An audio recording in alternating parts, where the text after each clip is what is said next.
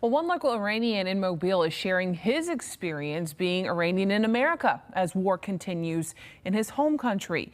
You're going to hear from him in less than an hour, coming up on Fox 10 News at 5. It's tax season time, and the new head of the IRS is in the hot seat on Capitol Hill. Frank Bisognano is the first person to serve in the newly created role of CEO, getting hammered by Democrats about how the agency will cope with the loss of more than 25% of its staff during the DOGE cuts. The IRS is also accused of targeting the president's political enemies and not being truthful about the size of Americans' refunds. The CEO pushing back, claiming the agency is more than ready to handle the 164 million returns expected to be filed this year. There were some tense moments about the IRS sharing sensitive data with ICE for use in immigration enforcement, which was later ruled to be illegal by a federal judge. We feel great about the staffing levels. Wait times on the phone are single digits, and that's a really good performance. Was anybody fired as a result of these 42,000 illegal disclosures? No, sir. Was anyone disciplined? No, sir. If you haven't filed your taxes, the deadline is April 15th. In Baldwin County now, Stockton neighbors are turning up the heat in a massive fight to keep a solar farm out of the community. Yeah, a lot of people are talking about this, and now a citizens group has taken the first step toward creating a new zoning district targeting the area where the Silicon Ranch solar facility is planned. Right now, the area is unzoned, which has prevented the county from stopping development. While there are no guarantees with the commission accepting the notification of zoning requests this week, the citizens group can now collect signatures to get a referendum on the upcoming ballot for a vote. The affected area includes the Stockton Historical District and Zoning District 3. Commission Chairman Jeb Ball says the process is going to take several months. When you add up all the days, I don't know the exact number, but it's 120 days for to gather the signatures. Then the probate judge has so many days to verify the petitions. If you have to say lacking some signatures on the sheet, then the probate judge allows another so many days to get the few signatures left to get. Then it has to be verified. Well, Fox News has reached out to the ranch to see if there were any closer to setting up a town hall meeting with residents. Coming up tonight at 5, we'll tell you what was said and also take a look at how soon a referendum would likely appear on a ballot. Homeschooled Alabama students could soon take advantage of career and technical education programs at their local public schools. The state's Finance and Taxation Education Committee approved the bill earlier today. Alabama political correspondent Jessica Umbro joins us live in the Capitol studio now. Jessica, why is this something lawmakers say they want to talk about? Well, the CHOOSE Act, that program where families can get money to send their children to non-public school options, does include families who choose to homeschool their students. Now, this bill looks to give those homeschool families the opportunity to send their child to a public school to get career and technical classroom experience in a traditional public school setting. If a family decides to send their child to any of these types of classes, they'd have to pay any course fees or the amount equal to the fees charged to the enrolled public school students. Homeschool students' requests to be in the class would be considered after their public school peers. The bill sponsor says the state should give these career training opportunities to all students. But one lawmaker questioned if it would instead hurt public schools who would have to facilitate these extra students. It's really hard to replicate career tech programs in the homeschool environments. So this allows our homeschoolers to attend homeschool or attend career tech programs when there is room. They're getting the money, but at the same time, the school that they want to go to is not getting the money. So we're not providing support for those public schools. Senator Smitherman was the only no vote in this committee. It'll now move on to the full House chamber. Live in Montgomery, Jessica Umbro, Fox 10 News. And if this gets signed into law, it would take effect for the 2027 to 2028 school year. They're at our school today, and there was even a gentle breeze, as you saw with those flags there.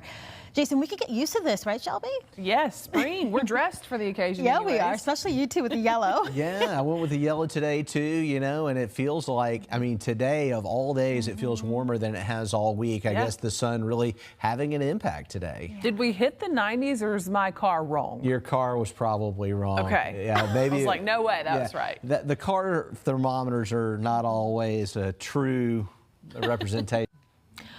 A Pensacola man recovering after receiving a life-saving liver transplant last month. Yeah, Matthew Push and his wife Melissa had been bringing awareness to the fentanyl epidemic for about 5 years after they lost their son to an overdose in 2016.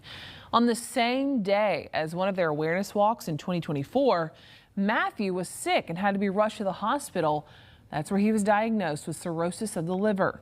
In November of last year, Matthew and Melissa moved to Ocala to be closer to Shands Hospital in Gainesville in hopes of receiving a liver transplant.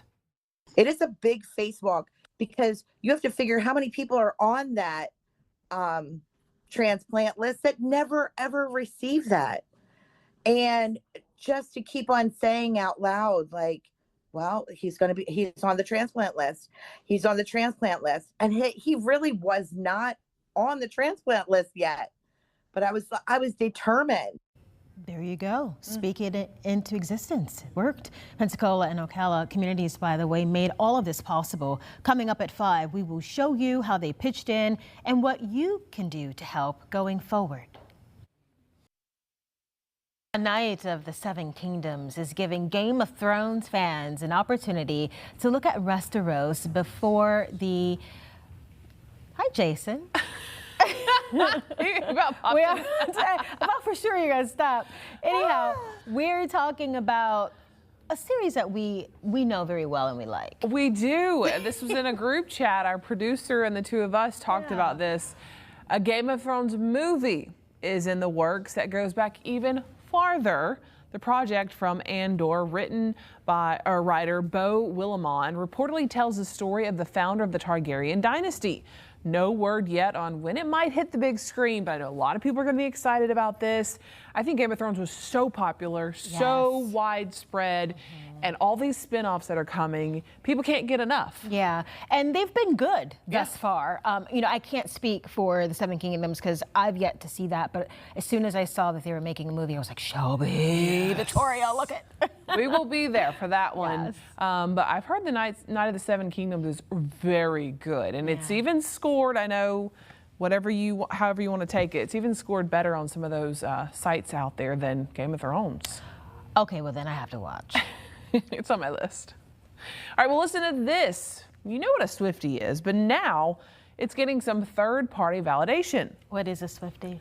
A Taylor Swift fan. You know what it is. I had to ask. Dictionary.com is adding it to its online dictionary. Yeah, the website officially defining it as a fan of the music of Taylor Swift. The singer trademarked the word back in 2017 and uses it for her merch. Dictionary.com regularly adds new words to keep up with how the English language evolves. It also added Beehive for Beyonce fans, Trekkie for Star Trek fans, and Janeite for Jane Austen fans. I think that's how you say it. You know, I had to take a stroll down memory lane because there are already so many words that are being added. Remember mid? Yeah, you say that's mid. Yeah, and bussin'. Ooh, that food is bussin'. Yeah. Yep. So it's interesting to see what they come up with. I know. And now I'm feeling like I'm out of that age where it's so funny because it used to be like I didn't help make up those words, but like those were words I used. And now it's like I don't use bussin' or mid. Those are more of the younger kids now. Yeah. I had someone tell me vintage the other day is 90s. And I was like, 90s is vintage? How are the 90s vintage? I'm vintage? Don't do that. Okay. No. Anyhow. All right, a new study shows younger Americans want to change the way men are portrayed on TV and in movies. Instead of the old school strong, silent provider or the emotionally distant action hero, audience ages 10 to 24 say they want a character who can feel real and aren't afraid to be vulnerable. They want to see emotionally connected, affectionate dads and vulnerable men on screen, according to a new study from the Center for Scholars and Storytellers at UCLA. Okay. That's interesting. It is. I don't know, though. I guess that says a lot about that age group and maybe what they want to see in their own lives, and hoping to see it on TV, too. I have a lot to say about that, but we don't have time. No, we don't. Because coming up, it is time, almost, to release the ducks. I've seen a duck somewhere around here, and let me just say that it's not planned, but we are matching today. Yes, and the duck may or may not pop up. We don't know. I don't know where the duck is. We're watching for him. But stay tuned, because we are talking about the yearly Rubber Ducky Regatta and how you can take part in the fun for a good cause. We'll also have this story. They're caring for their children, trying to get help for care with an aging parent, and all at the same time. Yes, it's often called the sandwich generation. And for many families, it can come with real financial and emotional strain. In this Watching Your Wallet, consumer investigator Chris Jackman is having a look at the hidden costs of caregiving and the steps you can take to plan ahead. Juggling life at home can get complicated fast, especially when you're supporting kids and also helping care for a parent. That situation is often called the sandwich generation. So you've still got someone, maybe they're 18 or under, that's living under your roof, but you've also still been lucky enough to have your parents around, so you're also taking care of them. Dana Edens, media relations manager at Retirement Living, surveyed people who identify as part of the sandwich generation. She says in that survey, around 28% of respondents reported spending 5 to 9 hours a week providing care. And 51% also reported that caring for children and a senior loved one increases their stress or fatigue. So you've got those out-of-pocket expenses. You also lose something that we looked at is your own expenses, like retirement savings, if you have to spend that money on a caregiver or caregiving. We looked at things like household necessities. Even if it's cutting back on your personal spending, your personal vacations, it's still money that is yours that you're putting towards something else. So what can help when you're trying to manage care and your budget at the same time? Eden says start by asking your employer what flexibility or benefits may be available. I think that there's a lot of assistance and benefits out there that are often unused. You've got FMLA, the Family and Medical Leave Act, that could help you providing that. She also recommends looking closely at your household budget and talking early with family about what care will look like and who can help. Having a conversation and sharing expectations with your family about the time, money, support can really help carrying the burden versus just on one person. I gotta sneeze all of a sudden. All right, it's been called the most important meal of the day now, but breakfast is often skipped because of just our busy lives, lack of hunger in the morning time, or as a weight loss strategy. But is the first meal of the day essential for our health? In today's Health Minute, Manny Gaither gets an expert to weigh in on whether breakfast does a body good or if it's okay to break up with that morning meal. For their first meal of the day, do you go for eggs, French toast, cereal? How about fruit? Or is your morning breakfast bowl left empty? It comes down to personal preference and what works best for your body. Registered dietitian Julia Zumpano with Cleveland Clinic says there can be breakfast benefits. For some, that can include cognitive function enhancement, diabetes risk reduction, better blood sugar management, and appetite control, leading to the consumption of fewer calories. But those who skip breakfast may find they, too, have a clearer mind, more alertness, and better digestion. So she says the best thing to do is listen to your body. Those people who chronically skip breakfast or just don't feel hungry in the morning have likely been that way their whole lives. Those who wake up hungry and ready to eat, again, physiologically, that's what their body is telling them. No matter which group to which you belong, Zumpano says your first food of the day should be made up mostly of protein and fiber. She says meals with high fat or high sugar can lead to a pretty significant crash 30 to 90 minutes after that meal. Some healthy first meal ideas include Greek yogurt with berries, nuts, and ground flaxseed, or chia seeds, cottage cheese with tomato and a slice of whole grain toast, avocado toast with an egg, or overnight oats. Protein and fiber is key. And really, that should be the foundation of all your meals and snacks. For Health Minute, I'm Mandy Gaither. All throughout that report, I'm just, breakfast is my favorite meal. I look forward to my breakfast every day. I have this omelet that I make. If you watch the show The Bear, then you get this. It's just the eggs, boursin cheese, and onion or chives, and potato chips inside. Potato chips? Inside the omelet from The Bear. And then I have a wasa cracker with avocado. Love, love, love. That sounds so good. The egg and avocado, as they said in that report, very important. Yes, I have done a much better job at eating breakfast. I think as you age and go through different transitions in your life, breakfast and protein is really important for women in the morning. Protein. Yes, and I have started doing that. I at least eat an egg. I'm usually very busy feeding my son, but I do an egg, and I've been doing not quite as healthy, but gluten-free waffles. Okay. Blueberry waffles. So you've got the berries. You've got the fiber. And I've got my egg. And sometimes avocado. Yeah, well, Baker takes the avocado. He does. He really does. All right. We're going to get you caught up on the stories that we're working on for your most local news at 5. First, a local church is trying to make their way back home from Israel. We'll have that story when we come back. Welcome back. I want to get you caught up on the stories that we're working on for your most local news at 5. First, there is a local church trying to get back home from Israel. Tonight, we're getting an update from one of the pastors. And then a man facing aggravated child abuse charges in Mobile had his bond hearing. We're going to explain what happened in court.